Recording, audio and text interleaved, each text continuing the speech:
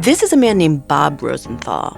And early in his career as a research psychologist, he did something very devious.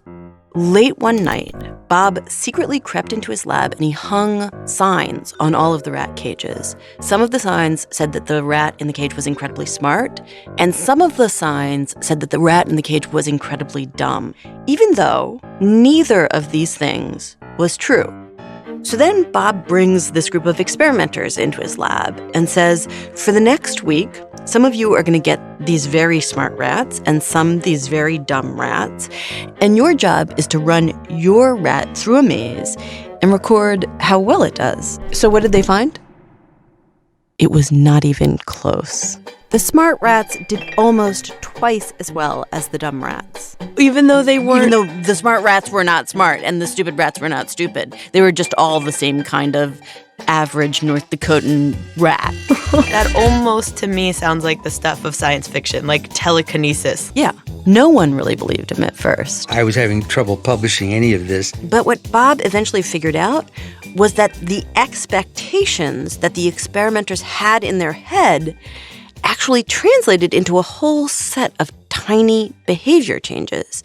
Handling rats and handling them more gently can actually increase the performance of rats. This kind of dynamic happens in people too.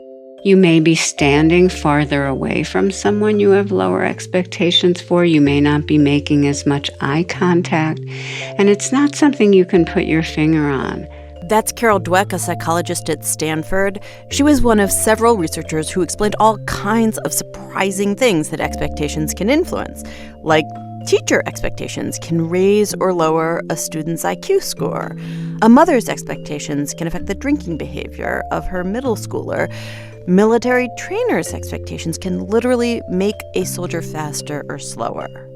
Think about that. As you go through the world, the expectations of other people are constantly acting on you, literally making you stronger or weaker, smarter or dumber, faster or slower. Yeah.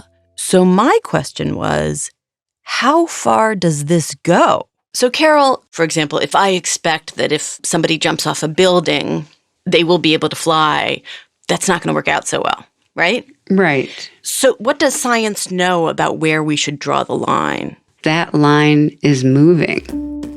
As we come to understand things that are possible and mechanisms through which a belief affects an outcome or one person affects another person, that line can move.